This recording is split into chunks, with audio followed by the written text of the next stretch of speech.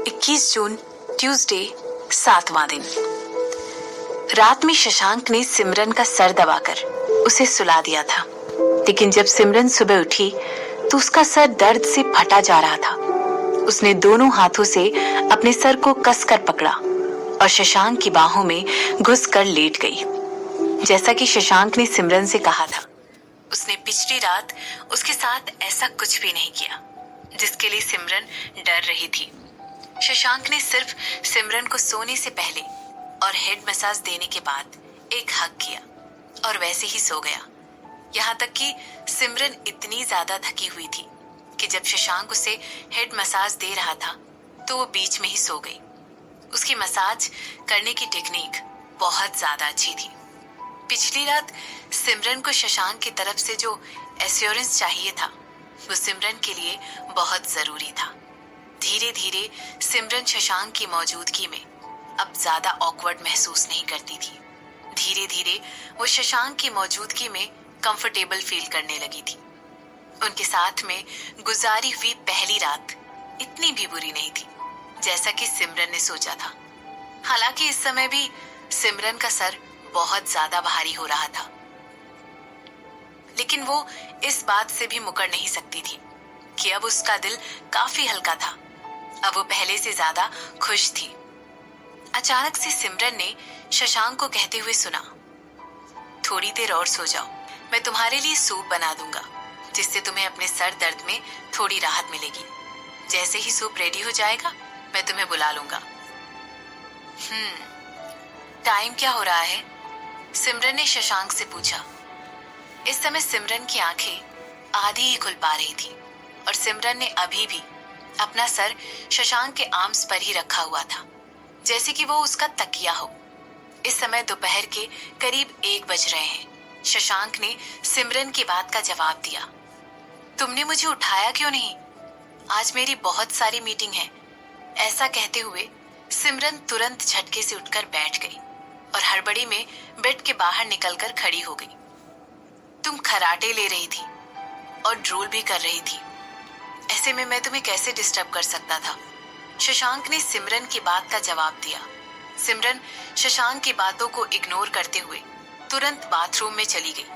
वो खर्राटे तभी लेती है जब वो बहुत ज्यादा थकी हुई होती है। सिमरन तुरंत नहाकर बाहर आ गई। इसके बाद उसने अपनी सेक्रेटरी शेफाली को कॉल किया और उसे अपने अपार्टमेंट में आने के लिए कहा, क्योंकि सिमरन बहुत दिनों से अपने ऑफिस नहीं गई थी। इसीलिए उसके लिए बहुत सारा काम इकट्ठा हो गया था और आज भी उसे बहुत सारा काम निपटाना बाकी था। ये आज की स्टॉक मार्केट है। इसके अलावा आज आपकी 3 बजे mall of internal board of directors के साथ मीटिंग भी है। आपके लॉयर सेजल का भी कॉल आया था।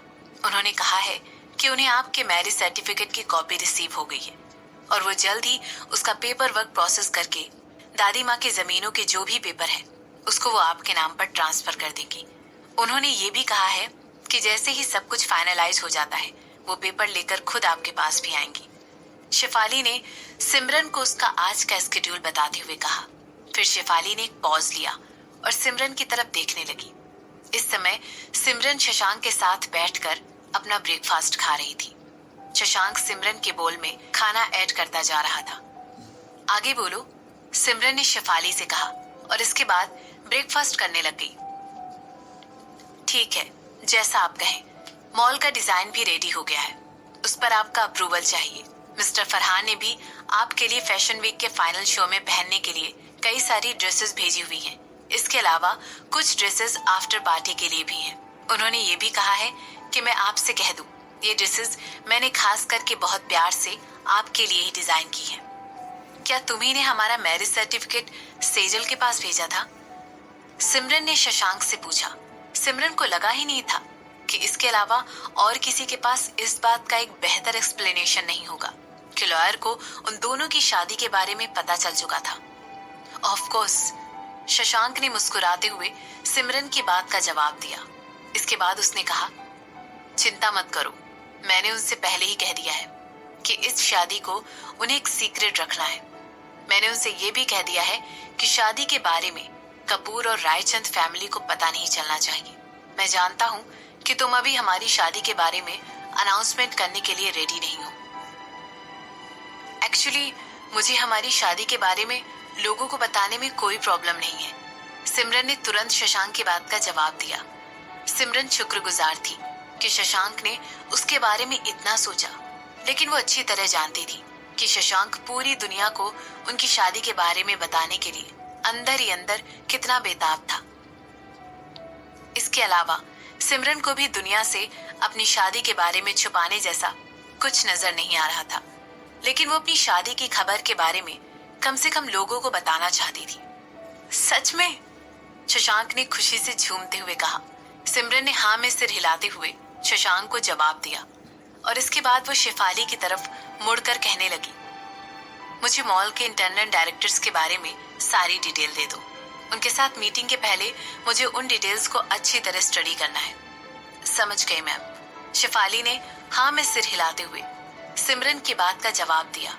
इसके बाद सिमरन ने शेफाली को बताया कि आज उन्हें मीटिंग खत्म करने के बाद शशांक के घर जाना पड़ेगा और उसकी कंपनी के 2 डायरेक्टर्स को भी उनका अपार्टमेंट रेडी होने के बाद शशांक के घर वाली बिल्डिंग में ही शिफ्ट होना पड़ेगा। उस बिल्डिंग का नाम हाई लिंक्स था। जैसे ही सिमरन का नाश्ता खत्म हो गया, शशांक ने सिमरन को बताया कि उसे वापस अपने ऑफिस जाना पड़ेगा। उसने सिमरन से माफी मांगते हुए कहा कि आज रात भी उसे आने में देर हो जाएगी। सिमरन शशांक के काम को अच्छी तरह समझती थी, इसीलिए वो इस बात को भी समझ गई। जैसे ही दोनों एक दूसरे को गुड बाय कहने लगे, शशांक ने सिमरन का हाथ पकड़ा और वो उसके हाथ को किस करने जा ही रहा था, लेकिन तभी सिमरन ने शशांक को कंधों से पकड़ते हुए अपनी टोस पर खड़े होकर शशांक के गालों पर एक प्यारा सा किस किया। आखिर वो हर बार सिमरन के हाथों पर ही किस क्यों करता था? क्या वो दोनों अभी भी पुराने जमाने में ही जी रहे थे, जब लोग अपना प्यार दिखाने के लिए अपने इमोशंस को छुपाते हुए ऐसा करते थे? इसके अलावा वो दोनों घर पर ही थे, तो इतनी बोल्डनेस दिखाना तो ठीक था ना। सिमरन ने जो कुछ भी किया वो इतना इंस्टेंट था कि शशांक एकदम फ्रीज हो गया। उसके गाल शर्म के मारे टमाटर की तरह लाल हो गए थे। ऐसा देखकर सिमरन खुद को ठहाके मारकर हंसने से रोक नहीं पाई। वो आदमी सिर्फ इसलिए ब्लश कर रहा था क्योंकि सिमरन ने उसके गालों पर किस किया था। ये कितनी फनी बात थी। मगर आखिर शशांक सिमरन को उसका मजाक उड़ाते हुए हंसने कैसे देता? क्या उसे इस बात का बदला नहीं लेना था? शशांक ने तुरंत अपना सिर नीचे किया और झटके से सिमरन के गालों पर एक किस कर दिया और उसके बाद खुशी से मुस्कुराने लगा। इसके बाद बिना सिमरन के रिस्पांस का वेट किए शशांक तुरंत सिमरन के अपार्टमेंट से बाहर निकल गया, लेकिन उसके चेहरे की मुस्कुराहट बरकरार थी। जैसे ही सिमरन ने देखा कि शशांक उसकी आंखों के सामने से एकदम से ओझल हो गया, वो भी मुस्कुराने लगी और सोचने लगी, कितना पागल आदमी है। हाँ, मिसेस सिमरन वर्मा।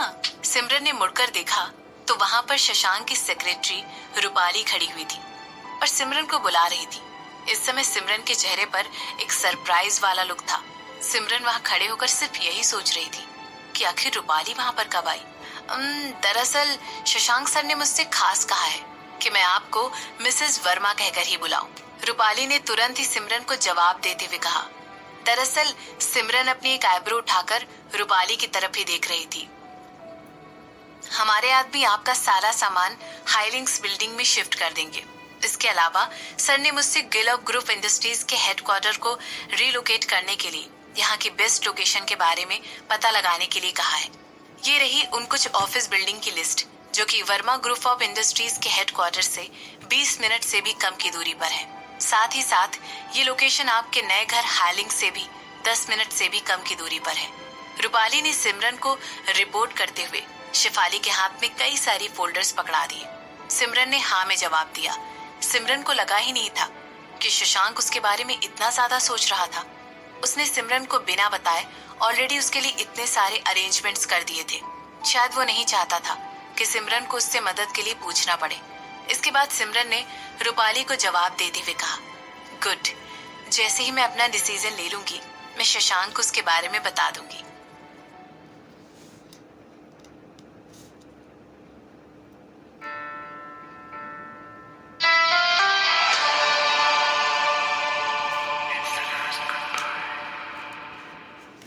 इधर सिमरन के दिन की शुरुआत बहुत ही अच्छी और ब्राइट हुई थी, लेकिन कुछ ऐसा ही कपूर खानदान के लिए नहीं कहा जा सकता था। जहां सिमरन की सुबह खुशनुमा थी, वहीं कपूर खानदान सदमे में था। दरअसल कपूर खानदान के लॉयर सेजल ने करण कपूर को बता दिया था कि सिमरन अब शादीशुदा है और इसीलिए अब उसे दादाजी की प्रॉपर्टी का 50% हिस्सा मिल चुका है। ये खबर सुनते ही करण इतना ज्यादा नाराज हो गया कि उसने अपनी स्टडी में रखी हुई उसकी कुछ फेवरेट शराब की बोतलों को जमीन पर पटक कर तोड़ दिया। उनमें से कुछ बोतलें तो बहुत ही रेयर और एक्सपेंसिव थी, और जिस बात ने करण कपूर को और भी ज्यादा आग बबूला कर दिया वो ये थी कि वो वकील सेजल उन्हें अपनी बेटी के हस्बैंड के बारे में कुछ भी नहीं बता रही थी। यहाँ तक कि सेजल ने शशांक का जिक्र भी उनसे नहीं किया था। आखिर सेजल उनके खानदान के लॉयर होने के बावजूद भी उनसे ज्यादा सिमरन का साथ क्यों दे रही थी?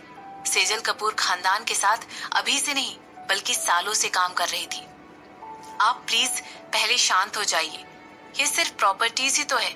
सिमरन अभी भी आपकी बेटी है, आपको इस तरह से गुस्सा होने की कोई जरूरत नहीं है, मिसेस लीना कपूर ने अपने पति को समझाते हुए कहा। बाहर से देखने पर तो यही लग रहा था कि उन्हें भी इस बात से कोई खास फर्क नहीं पड़ा है, लेकिन अंदर से उनका भी मिस्टर कपूर जैसा ही हाल हो रहा था। वो प्रॉपर्टीज करोड़ों की थी। आखिर वो इस बात को कैसे एक्सेप्ट कर सकती थी कि इतनी महंगी प्रॉपर्टीज सिमरन जैसी औरत के पास जा रही थी। शांत हो जाओ, उस औरत ने मुझे ये बताना जरूरी नहीं समझा कि वो शादी कर रही है। क्या वो अभी भी मुझे अपने फादर होने का दर्जा देती है? करण कपूर ने गुस्से में तमतमाते हुए कहा। अगर करण कपूर को पहले ही पता चल जाता कि सिमरन शादी करने वाली है तो वो कुछ भी करके अपना पूरा जोर लगाकर इस शादी को होने से रोक लेता। हो सकता है वो बताना भूल गई होगी। उसे बस एक बार, सिर्फ इस बार माफ कर दो। मिसेस कपूर मिस्टर कपूर को फिर से समझाने लगी। इतने साल गुजर जाने के बाद अब मिसेस कपूर को एक अच्छी स्टेप मदर होने की एक्टिंग करने की आदत हो गई थी। इसके बाद उन्होंने अपनी आंखें नीचे की। उसके पूरे चेहरे पर पछतावे के भाव थे। इसके बाद उसने कहा, मुझे तो बस ऋत्विक और रिद्धिमा की फिक्र है। मुझे यकीन है कि इसमें मेरी ही गलती है। मुझे पता है कि सिमरन ये सब कुछ सिर्फ और सिर्फ मुझे दुख पहुंचाने के लिए कर रही है। अब इन सब के लिए तुम खुद को क्यों ब्लेम कर रही हो? उस औरत के ऐसे बिहेवियर पर तुम्हें शर्मिंदा होने की कोई जरूरत नहीं है, मिस्टर कपूर ने कहा। मैंने ही सिमरन को ठीक से पाल पोस कर बड़ा नहीं किया।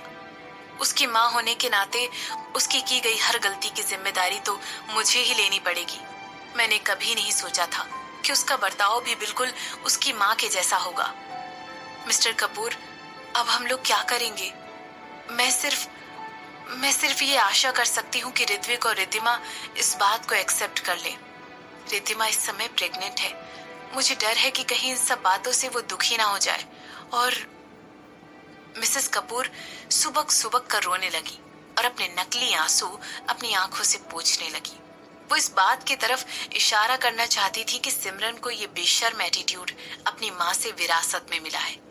इसके अलावा मिस्टर कपूर को इस बात का एहसास दिलाना चाहती थी कि जो कुछ भी हो रहा है वो गलत हो रहा है। साथ ही अपने बच्चों का नाम लेकर वो उसको उनके लिए कुछ करने के लिए उकसाना चाहती थी। वो उन्हें ये सोचने पर मजबूर करना चाहती थी कि उन्हें दादाजी की वसीयत के बारे में कुछ करना चाहिए। अगर अपने ना सही तो कम से कम ऋत्विक और रिद्धिमा के लिए ही। मगर अब मिस्टर कपूर इन सब के बारे में क्या कर सकते थे? ऑलरेडी बहुत देर हो चुकी थी। अब तो वो सिर्फ किसी चमत्कार के होने का इंतजार कर सकते थे। और जैसा कि उसने सोचा था, मिस्टर कपूर ने तुरंत अपनी लॉयर सेजल का नंबर डायल किया और उससे सिमरन का नंबर मांगा। मिसेस कपूर सही थी। मिस्टर कपूर अपने बच्चों को दुखी नहीं देख सकते थे। मिस्टर कपूर ने अपनी पत्नी को समझाते हुए कहा, रिद्धिमा को ये मत बताना कि सिमरन की शादी हो चुकी है। मैं जल्द से जल्द कोशिश करूंगा कि सिमरन से बात करके उससे कम कीमत पर वो सारी प्रॉपर्टीज खरीद लूं। मिसेस कपूर ने सिर नीचे करके हाँ में सिर हिला दिया। इस समय उनकी आंखों में एक अजीब सी भयानक सी झलक थी जिसे मिस्टर कपूर ने नोटिस नहीं किया था। इसके बाद उन्होंने मिस्टर कपूर से कहा, और उसके हस्बैंड का क्या? क्या हमें उससे और उसके हस्बैंड को अपने घर बुलाना चाहिए? आखिर वो अब भी तुम्हारी बेटी है। मैं उस औरत को अपनी बेटी नहीं मानता हूँ, मगर सिर्फ ये जानने के लिए कि आखिर उसने किस तरह के इंसान से शादी की है। मुझे लगता है हमें उन दोनों को अपने घर बुलाना चाहिए। मिस्टर कपूर ने अपना गला साफ करते हुए कहा, शादी? अगर सिर्फ उन्हें सिमरन के हस्बैंड का नाम पता चल जाता तो वो उस आदमी को जल्द से जल्द सिमरन को डिवोर्स देने पर मजबूर कर देते। उन्हें अपनी एहसान फरामोश बेटी को एक सबक सिखाना था। कपूर वो लोग नहीं हैं जिनके साथ पंगा लिया जा सके। मिसेस कपूर भी अपने हस्बैंड के कहे हुए शब्दों की रिस्पेक्ट में हाँ में सिर हिलाने लगी। उनके चेहरे पर एक हल्की सी मुस्कान आ गई थी। उनसे इंतजार नहीं हो रहा था कि वो उस इंसान को देखें जिसने अपने लिए सिमरन जैसी लड़की को लाइफ पार्टनर के रूप में चुना है। यहाँ सिमरन अपनी मीटिंग में बिजी थी। उसने एक आईब्रो उठाते हुए मॉल के एक डायरेक्टर मिस्टर लांबा से कहा, आखिर ये हमारे लिए प्रॉफिटेबल क्यों नहीं होगा? दरअसल उन्होंने सिमरन को अभी अभी ये बताया था कि मॉल के पीछे वाले रेजिडेंशियल बिल्डिंग उनके लिए प्रॉफिटेबल नहीं होगी। सबसे पहले तो उस तरह की प्रॉपर्टीज बनाने में सालों लग जाएंगे। सेकेंडली, कई सालों से घरों की कीमतें बढ़ती ही जा रही हैं। जब तक हम इस प्रोजेक्ट को खत्म करेंगे तब तक घर की कीमतें आसमान छूने लगेंगी। बहुत ज्यादा लोग इसे अफोर्ड नहीं कर पाएंगे। मिस्टर लांबा ने सिमरन को समझाते हुए कहा। सिमरन के साथ उनकी ये पहली ही मीटिंग थी। वहां पर उस रूम में बैठे बाकी लोगों को ये देखकर काफी सरप्राइज हुआ कि पहले ही मीटिंग में वो लोग फ्यूचर प्लान्स डिस्कस कर रहे थे। ओह, तो ऐसा है। सिमरन ने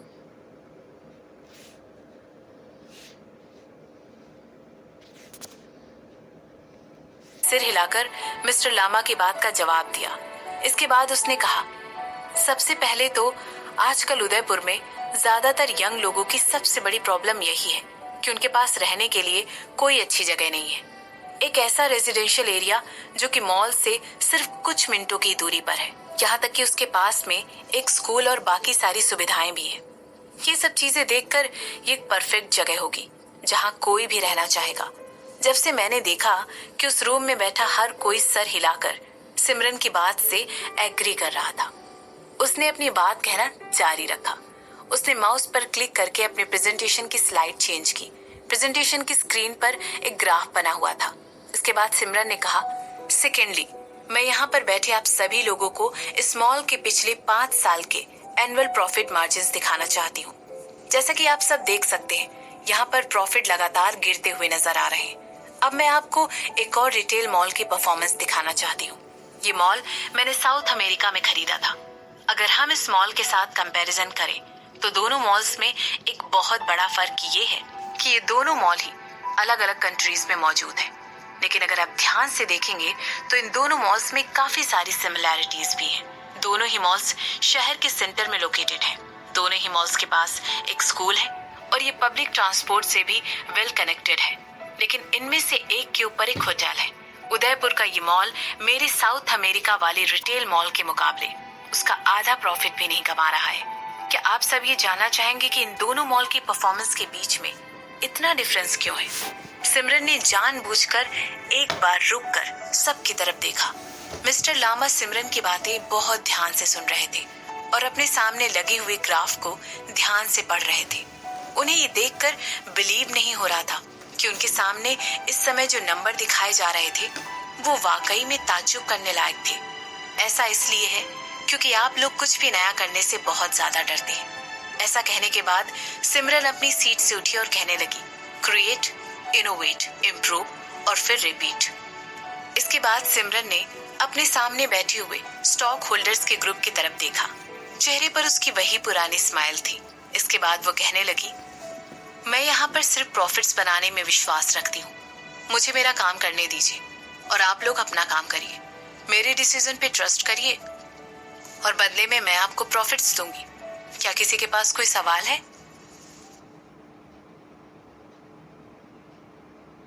सिमरन वहां बैठे सभी लोगों को अपनी प्रेजेंटेशन दिखा रही थी और उनसे अपने नए प्रोजेक्ट के बारे में राय लेना चाहती थी। तभी एक लोमड़ी जैसी आंखों वाले एक आदमी ने बीच में उठकर सिमरन से कहा, मिस कपूर, आपको नहीं लगता है कि ये कंपैरिजन थोड़ा सा अनफेयर है? साउथ अमेरिका की इकोनॉमी इंडिया की इकोनॉमी से काफी अलग है। दोनों के बीच का कंपटीशन बिल्कुल अलग है। दोनों के बीच कंपटीशन हो ही नहीं सकता। मुझे नहीं लगता कि ये एक अच्छा एग्जाम्पल है।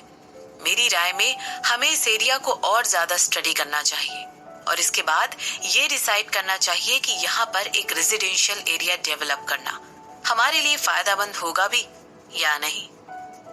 बिल्कुल सही कह रहे हैं आप, इसीलिए मैंने ऑलरेडी इस बारे में स्टडी कर ली है। प्लीज ये फाइल चेक करिए। सिमरन ने तुरंत उस आदमी की बात का जवाब देते हुए कहा, मैं आपकी बहुत ज्यादा इज्जत करता हूँ मिस कपूर। मुझे लगता है आपके लिए ये एक बहुत बड़ा प्रोजेक्ट है। जिस कगार पर इस समय हमारी कंपनी खड़ी हुई है, ऐसा कोई रास्ता नहीं है जो हमारे शेयर होल्डर्स को कॉन्फिडेंस में लेकर इस समय हमारी मदद कर सके। उस आदमी ने बीच में ही सिमरन की बात को काटते हुए कहा। इसके बाद उसने कहा, मुझे पता है आप मुंबई में बहुत ज्यादा सक्सेसफुल हुई हैं, मगर जो मुंबई या साउथ अमेरिका में काम करता है, जरूरी नहीं है कि वो यहाँ पर भी काम करे। हमारा शहर दूसरे शहरों से बहुत अलग है। हमारे यहाँ पर जो आबादी रहती है वो एक बहुत अलग कल्चर फॉलो करती है। उनके ट्रेडिशन बाकी लोगों से काफी अलग है। मेरी सलाह तो ये है कि हमें एक कंसल्टेंट को हमारी मदद करने के लिए हायर कर लेना चाहिए। बल्कि मैं तो यहाँ तक कहूँगा कि आप हमारे previous CEO mister Tushar Malhotra की मदद लीजिए। वो उदयपुर के बारे में काफी कुछ जानते हैं और यहाँ के मार्केट को लेकर वो आपसे ज्यादा एक्सपीरियंस रखते हैं। हम उन्हें एक कंसल्टेंट के तौर पर हायर कर सकते हैं ताकि वो हमें इन प्रोजेक्ट को लेकर अपनी अनबायस्ड राय दे सके। उस आदमी ने पूरे कॉन्फिडेंस के साथ सबके सामने सिमरन से कहा, स्मॉल और बुटीक का टेक ओवर करना एक बहुत बेदर्दी से किया हुआ टेक ओवर था, जहां पर कंपनी को फोर्सफुली बिना बोर्ड के अग्रीमेंट के टेक ओवर कर लिया गया था। बोर्ड को हमारे चेयरमैन मिस्टर मल्होत्रा के सारे डॉक्यूमेंट्स को साइन करने के बाद ही कंपनी के टेक ओवर के बारे में पता चला। इसी वजह से कंपनी के कई सारे शेयर होल्डर्स सेटिस्फाइड नहीं थे और वो कंपनी में से अपने स्टॉक्स को निकालना चाहते थे। मगर जब मिस्टर तुषार मल्होत्रा ने उन्हें इंश्योरेंस दिया कि वो सिमरन की हेल्प करने के लिए और उसको गाइड करने के लिए हमेशा पास रहेंगे, तब कहीं जाकर वो सारे शेयर होल्डर्स तुरंत शांत हो गए। तुषार ने उन सभी से यही कहा कि वो खुद यहाँ पर रहकर देखेंगे कि ये एग्जीबिशन स्मूथली चले। ये एग्जीबिशन न सिर्फ शेयर होल्डर्स की भलाई के लिए हो, बल्कि इसमें कंपनी के एम्प्लॉयज की भलाई भी हो। लेकिन किसे पता था कि जैसे ही तुषार इतने कॉन्फिडेंस के साथ उन सबको इस एग्जीबिशन के लिए मना लेगा, तभी पूरे शहर में सिमरन और उसकी टूटी हुई एंगेजमेंट की खबर फैल गई।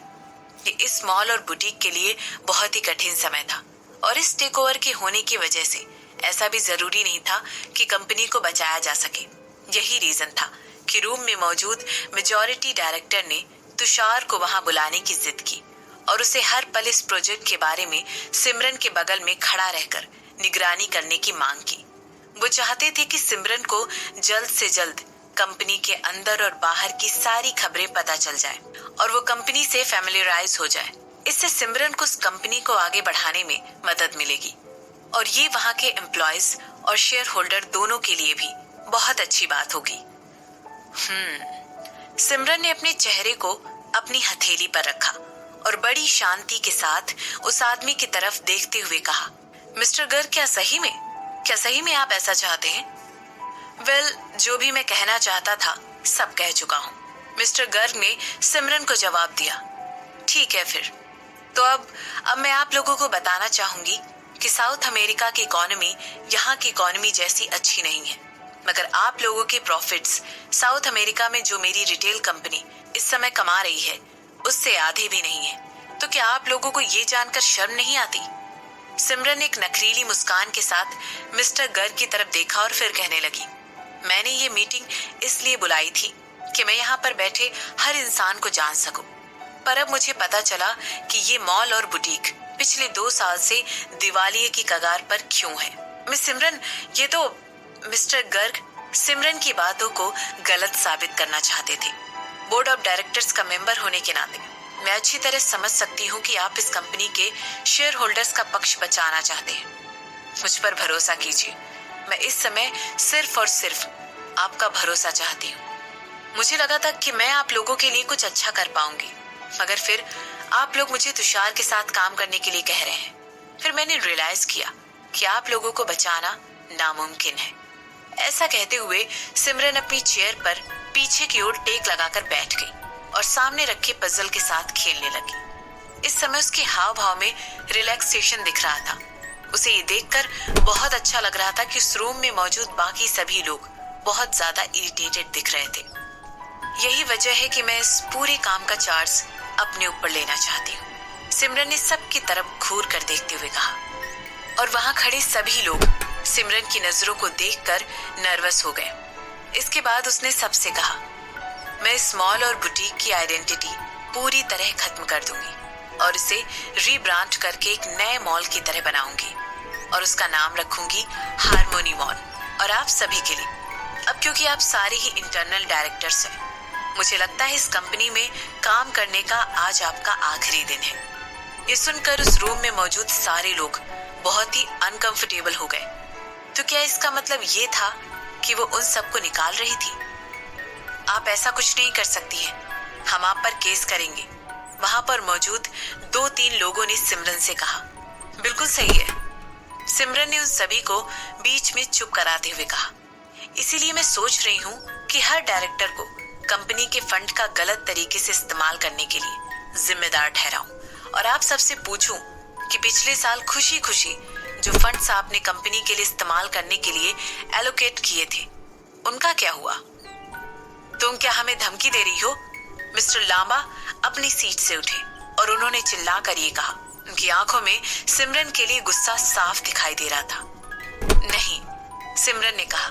इसके बाद उसने कहा, मुझे धमकियां बिल्कुल पसंद नहीं है। एक और बोर्ड मेंबर अपनी सीट से उठा और वो कुछ कहने ही जा रहा था कि तभी बोर्ड रूम का दरवाजा अचानक से खुल गया और वहां पर तुषार सूट पहनकर खड़ा हुआ था। वो सबको देखकर मुस्कुराया और सिमरन को देखते ही उसकी आईब्रोज चढ़ गई। उसने कहा, यही ये वजह थी जिसके लिए मैंने अपने फादर को इस कंपनी को बेचने के लिए मना किया था। मुझे हमेशा से ही पता था कि तुम एक बहुत ही क्रूर औरत हो और तुम मेरे बोर्ड ऑफ डायरेक्टर्स को ऐसे ही तंग करोगी। तुम्हें उनकी जरा भी कदर नहीं है। मैं अच्छी तरह जानता हूँ कि तुम बस इस मॉल और बुटीक को उदयपुर के मार्केट में अपने पैर जमाने के लिए इस्तेमाल कर रही हो। मुझे तुम्हें यहाँ देखकर जरा भी हैरानी नहीं हुई, सिमरन ने मुस्कुराते हुए कहा। सिमरन की मुस्कुराहट देखकर उस रूम में मौजूद सारे डायरेक्टर्स झुंझला उठे।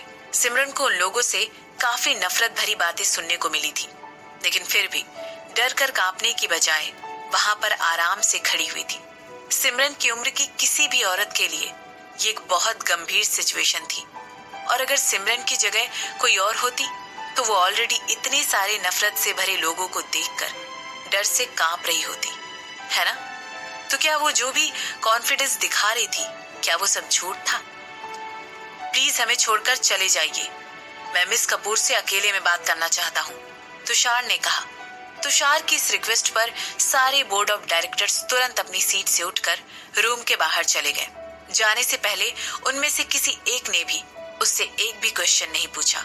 ये सिर्फ यही दिखाता है कि वो सारे लोग तुषार की कितनी रिस्पेक्ट करते थे और ऐसा कुछ वो सभी सिमरन के लिए बिल्कुल भी फील नहीं करते थे।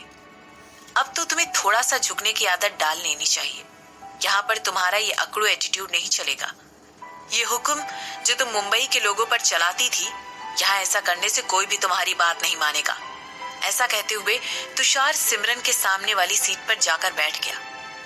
तुषार, दरअसल मैं तुम्हें यहाँ पर जिंदा खड़े हुए देखकर सरप्राइज हुई थी, सिमरन ने तुरंत तुषार से कहा। सिमरन, ये मजाक करने का या बेवजह ही बहादुर बनने का वक्त नहीं है। बोर्ड ऑफ डायरेक्टर्स तुम्हारी बात सुनकर तुम्हारे खिलाफ हो गए हैं। तुम्हें अपना एटीट्यूड चेंज करने की जरूरत है। तुम्हें उनसे अलग तरीके से पेश आना होगा, नहीं तो तुम्हें उनकी नफरत झेलनी पड़ेगी। ये सिर्फ और सिर्फ तुम्हारे लिए और इस कंपनी के लिए भी मुसीबत ही लेकर आएगा, तुषार ने सिमरन को समझाते हुए कहा। तो तुम्हारे कहने का क्या मतलब है? तुम कहना चाहते हो कि मैं उनके सामने अपने घुटने टेक दूं? सिमरन ने तुषार से ऐसा पूछते हुए अपने नाखूनों पर लगी हुई लाल नेल पॉलिश को देखते हुए कहा। ऑफ कोर्स, मैं जानता हूं कि तुम एक बहुत स्ट्रांग वुमेन हो, मगर तुम्हें इस सिचुएशन को अडॉप्ट करना आना चाहिए। तुम्हारा तानाशाही एटीट्यूड इन लोगों पर तभी काम करेगा जब ये लोग तुमसे ऑलरेडी डरे हुए हों, मगर ये तब काम नहीं करेगा जब इनमें से कोई भी तुम्हारी पुरानी अचीवमेंट के बारे में नहीं जानता है। उनकी नजरों में तुम सिर्फ और सिर्फ एक औरत हो और एक औरत को इस दुनिया में सिर्फ मर्दों को खुश करना आना चाहिए। उन्हें सिर्फ बिस्तर गर्म करने के लिए इस्तेमाल किया जाता है। तुषार